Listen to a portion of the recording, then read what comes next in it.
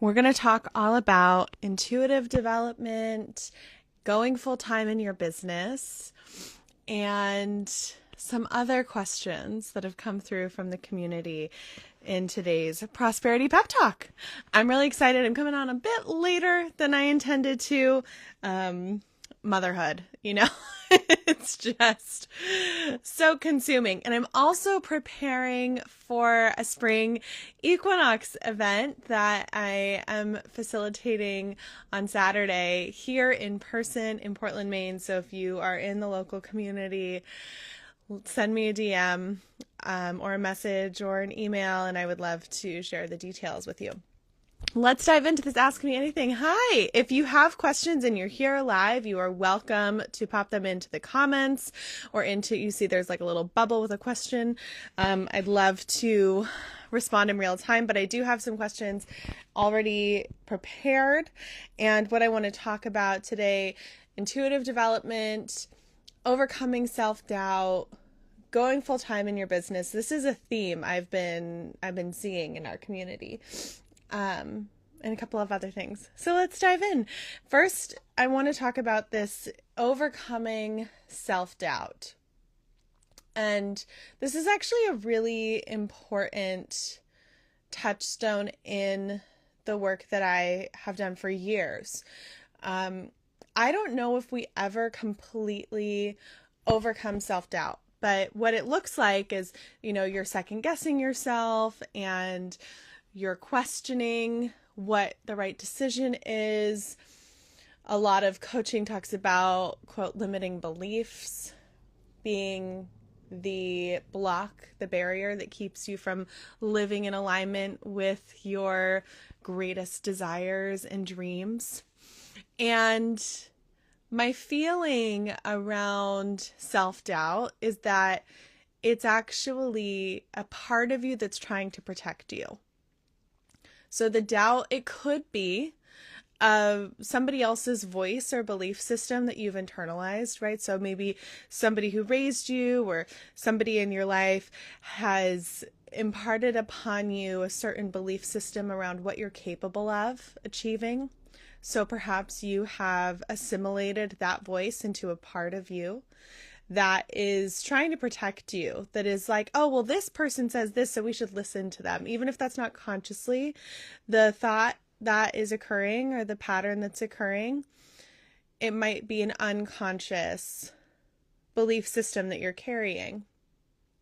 And ultimately, it's self-sabotage is self-protection in disguise. Right? It's like a part of you believes that the best pathway forward for you is not to try, is not to proceed, is to sit in analysis paralysis, is to overthink or question everything. Let me know if you're here live. Let me know if this resonates with you, if you've been in this experience before. And the magical thing about self-love, and the reason why self-love has been such like the focus of my work for a decade now, is because if we can see all of these parts of ourselves, the self-doubt, the questioning, the overanalyzing, the second guessing, as really a part of you that loves you and wants to protect you, right? Then it softens immediately. And suddenly we're able to love the parts of ourselves more deeply and understand them more deeply rather than fighting ourselves. I really think that if we try to battle ourselves into submission and discipline, that we're going to be unhappy in the journey towards our goals and the journey towards realizing our vision for our lives. And I want you and me, I want all of us to enjoy the process of realizing our visions for our lives just as much as we enjoy the visions themselves. And sometimes there are seasons where there is a bit of a hustle or discomfort in the unknown, but overall, oh, this cat's gonna knock over my tripod. Overall, I want us all to be able to find as much magic in the mystery, so in the unknown, that discomfort, being able to at least find meaning and purpose and magic in it to make it not even just tolerable, but like enchanting, right? What could that be like? And to find as much self-trust and resilience as possible. The antidote to self-doubt is self-trust. The pathways to self-trust is self-love.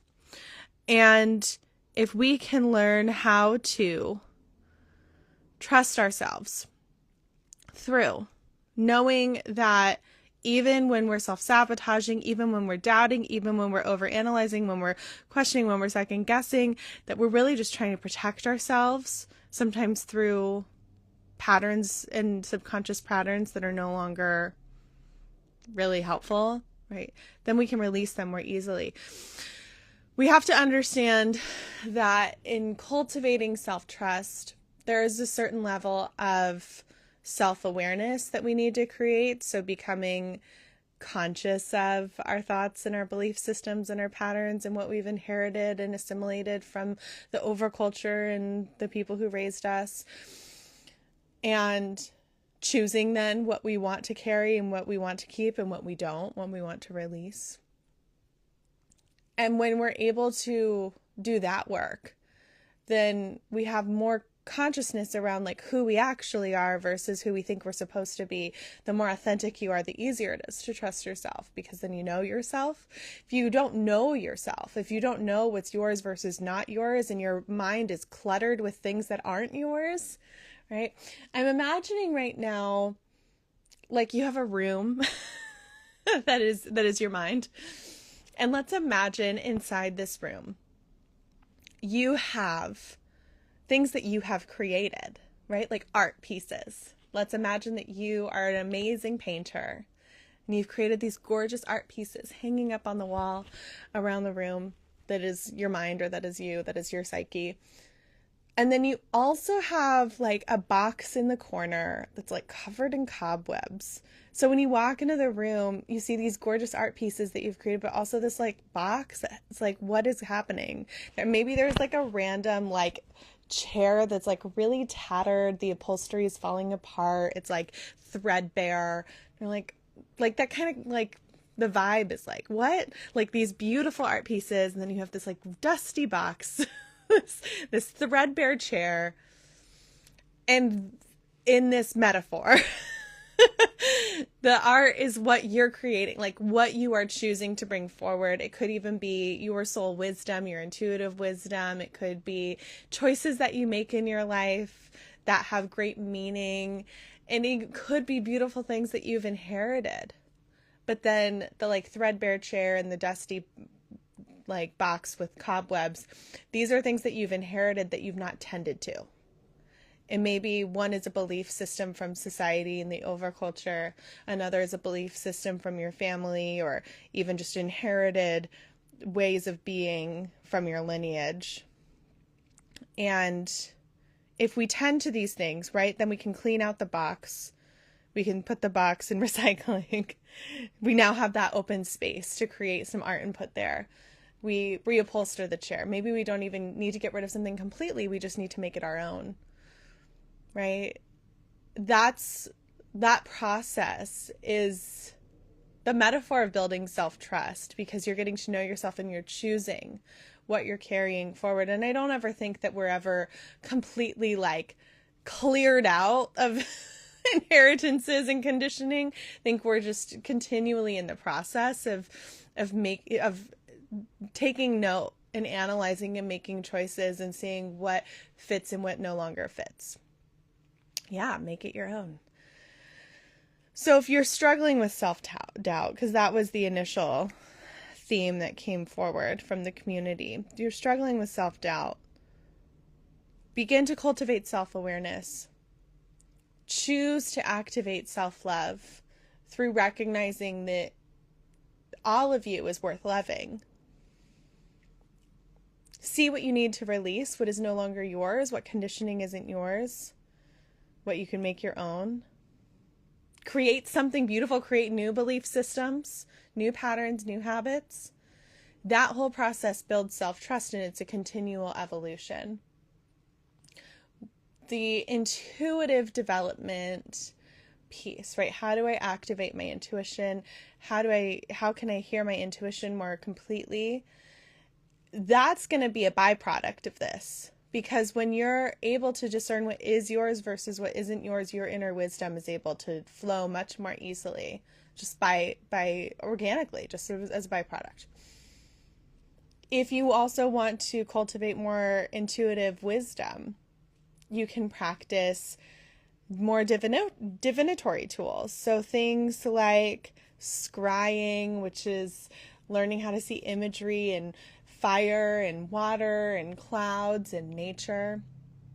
Oracle cards. I have if you want a deck that's like a really easy deck to start with, my ritual cards are so easy and simple and really profound. It's a deck of 25 mini cards. You can put it in your bag, take it on the go. They each have a word on them. Oh, creativity. Here we go. I just pulled this the other day. Yesterday, maybe. The day before yesterday. Creativity. Oracle cards. Anything that allows you to really become more aware of metaphor and symbol. Because when you're using divinatory tools, whether it's scrying, like gazing into a crystal ball or a mirror or something, or oracle cards, or the clairs, clairvoyance, clairaudience, clairgustance, clairalience, claircognizance, did I do them all? All the clairs, all of your senses. It allows you to really interpret what is already around you, right? That's what divinatory wisdom is. It's not just the word that comes through or the message that comes through or the image that comes through. It's how you interpret it. And your interpretation of it is the intuitive knowing. And so that's practice. If you're wanting to explore that, I have so much on that in both the Self-Love Coach certification course and the Sacred Ceremony Guide and Ritual Facilitator training, which is self-paced. The Self-Love Coach certification course is over 6 months. Sacred Ceremony Guide and Ritual Facilitator training, you could probably do in a weekend or space it out over a month, as long as you want to. But both of those are my core trainings available right now. So I go over intuitive development in both of those, if that's something you wanted to do in a container. But otherwise, I think if you're in the process of cultivating that self-trust, the intuitive development, if you bring in a divinatory tool to align yourself with, you're going to be on your way. I also received a question, and let me know for those watching live if this is landing with you. If you have any other questions, anything that's resonating with you, please let me know. I also received a question, and this is something that people ask a lot. It's like, how do I go full time? How do I make being a healer, a coach, a facilitator my full-time career, like build my retirement fund with it thing? And I just sent out an email about this yesterday. You really need 3 things. You need a modality. You need, which is like what my Self-Love Coach certification course, the Sacred Ceremony Guide training, the Sacred Method, like any of my trainings, you can get that modality training, but you just have to have some type of training certification modality that you are well equipped in.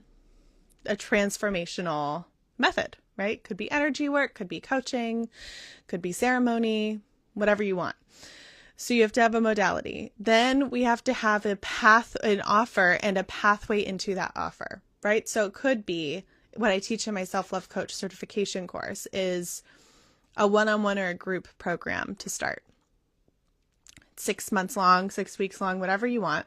And then we have to have a pathway into that offer and what's called a marketing funnel, which is essentially having a system that you map out that allows your offering to land in front of the people who need it, who will benefit from it, and then brings them into your world through building trust, through providing information, through resourcing and value and all of that. into your world so that then eventually they say, oh, you know what? I think her one-on-one program could really help me. I've been looking for something like this, or I didn't even know this was what I was looking for. Thank goodness they found it.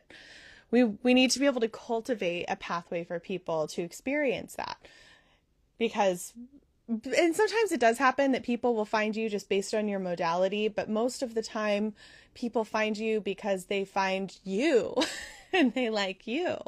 And so then they're like, oh, what is this vibe? And you're providing helpful information and a way to connect. And so an offer pathway is like, where do people find you? How do you develop trust with them? How do you remain connected long enough for them to understand what your offer can do for them? And then how do they sign up for that offer? And we need to answer all those questions in a system. And I love that. That's like the structure and the system work. So we need that, right? You need a modality, you need an offer ecosystem. And you also need identity work and self-trust. Because if we're not doing the inner healing work to develop self-trust around business, to develop resiliency, the identity work to see yourself as worthy of success in this, and to trust that you can deliver the transformation, to when people say, oh my goodness, thank you so much, you changed my life, or what you said really resonated with me, like to trust that enough to be like, oh, to receive it. Like I'm doing this, I can do this, right? The resiliency when something doesn't go to plan, to be able to continue forward, right? That's all identity work. We need that mindset work. So you need a modality, you need a pathway into your work in the world, and we need the identity, the healing work, essentially, the self-trust building, the shadow work. Those are the three core components that are needed in order to be a full-time professional facilitator, healer, coach, whatever you want to be. And obviously that second one, that offer ecosystem, that's like strategy. And then the third one, the identity piece, is the personal work. We really need both. And you need the modality and the continued evolution. I have broken up all three of these pieces into 7 archetypes that you can learn about and embody. And those are in the hearth. And I'm going to be going through these archetypes, which are like energetic forces that you, like, this is the spiritual way of doing this work. And when you align yourself with these energetic forces and you activate that part of you, it becomes so much easier to implement, so much easier to show up. And you unlock different parts of yourself as a leader. Really magical. So we're going to be doing these through a mystery school style temple initiation, where we're going to have 7 different ceremonial temples. And these will be live via Zoom. And you'll be guided through a deep ceremony to align yourself with 7 energetic frequencies that essentially make up the entirety of what I believe and what I have identified as somebody who's trained over 400 facilitators to be the qualities needed to embody and activate in order to do this work in a way that is ethical, that has longevity, that has like resiliency and teeth to it. And if that's something you're interested in doing, you can go to hearthtemple.com and become a Hearth Temple member, because it's something I'm going to be offering in the very near future. So you want to sign up now in order to have access to those live archetypal initiations. There was one more, if there are any live questions here, let me know. There was one more question that came through that was in the back of my mind. But of course, I didn't bring my laptop in with me. You know what? Maybe this is what it's meant to be, and I'll answer the other questions on tomorrow's Prosperity Pep Talk, because I come live every day for a Prosperity Pep Talk These are short transmissions on sacred leadership so you can activate your business as a sanctuary for your soul's calling. So, you know what? We're going to respond to more questions tomorrow. I hope that you enjoyed today's Prosperity Pep Talk. You can watch the replay of all my other ones on my Instagram, on YouTube, on Substack, on my podcast. Go to hearthtemple.com. I put the link in my bio and in the show notes everywhere where I post this Prosperity Pep Talk. And I hope that you have a beautiful spring equinox. We're still in the new moon energy, so I hope that you're basking in that and setting some intentions.